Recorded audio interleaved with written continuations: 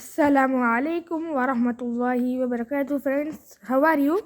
In today's video, I am going to tell you what is the processes of death in Islam and what are the rituals and what happens after death in Islam when the body is placed in the grave. So let us begin our video. Bismillahir Rahmanir Rahim.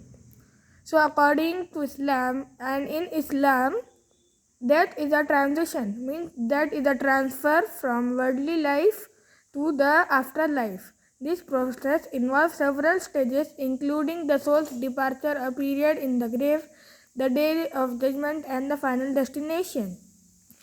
So let us begin our video. So what happens at the moment of the death? The exact moment of death is predetermined by Allah.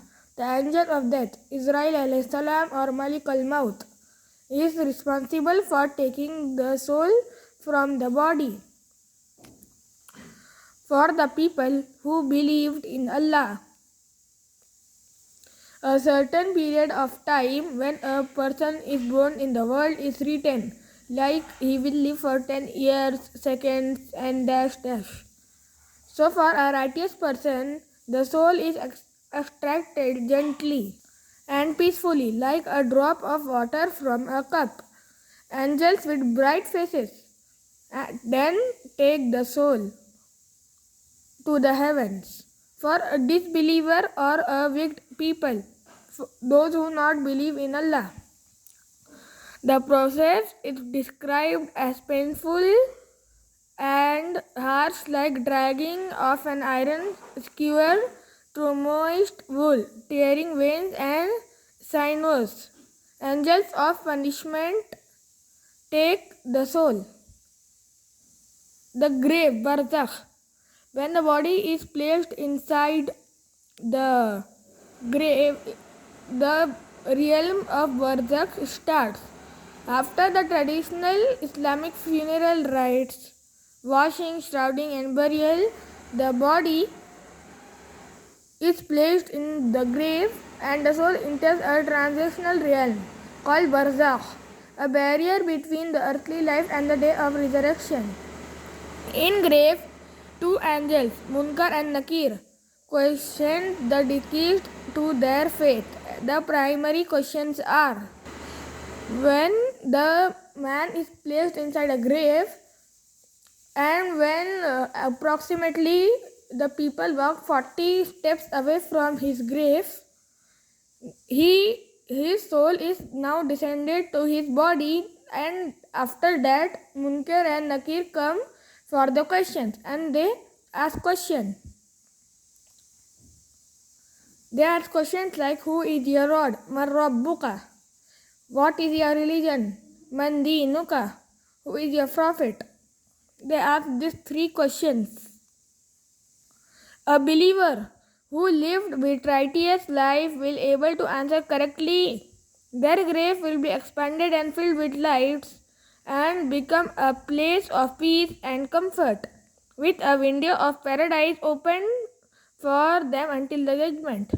The cool air from the Jannah will flow inside the grave, and wide as his eyes can see will expand his grave. A disbeliever or hypocrite will be unable to answer these questions correctly and will experience the torment and the punishment of the grave with a window of hellfire. An angel that is blind and cannot hear anything will crush him with a hammer, and the smokes from Jahannam will suffer him until the day of resurrection, the day of judgment, Yawm al-Qiyamah. The state of barzakh continue until the day of judgment. The state of barzakh continues until the day of judgment. The angel Israfil alayhi salam will blow a trumpet twice. The first blow will be the signal the end of the world. Everyone in this life, in this world, will die. Kullu nafsin za'iqatul maut. Every soul shall taste death. and the second blow will resurrect all of humanity. When the trumpet will be blown for second time, all human from Adam alayhi salam to the last person in this world will be resurrected and will be gathered on a great plain. On this day, every person's book of deeds will be presented to them, detailing every action they performed in life. The deeds will be weighed on a scale called Mizan. But before this, a period of many thousand years will go like this. People will suffer in the heat because the sun will be only 1 mile from our heads. But for the righteous people, this time will be only for rising of the sun and till the sunset of the sun. Allah, the ultimate judge, will decide their fate based on whether their good deeds or overrate their bad ones. After that, the stage will come known as Pul Sirat. That is mentioned in an hadith that Pul Sirat, a bridge from over the hell to the Jannah. It is thinner than a hair and sharper than a sword. For righteous people who believed in Allah, some people will cross like the speed of lightning. Some people will cross like high winds speed, the wind that blows on high speed. And some people will crawl and pass that sirat, and inshallah they will be entered in Jannah. But for those who do not believe in Allah, the disbeliever, the weight of their over deeds will be that much that they will fall and be in Jahannam. Now let us talk about our final places. That is Jannah, paradise.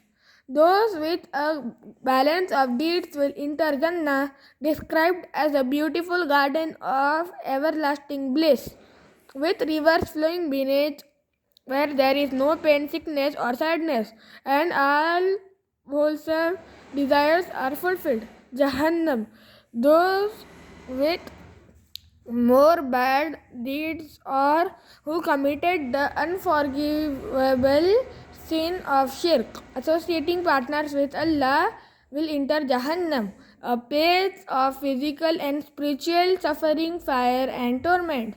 Some Muslims believe that sinful believers may enter hell temporarily to be purified of their sins before eventually being admitted to paradise. So guys, I hope you have learned something new from this video, and inshallah in next video we will talk about the signs of Qiyamah.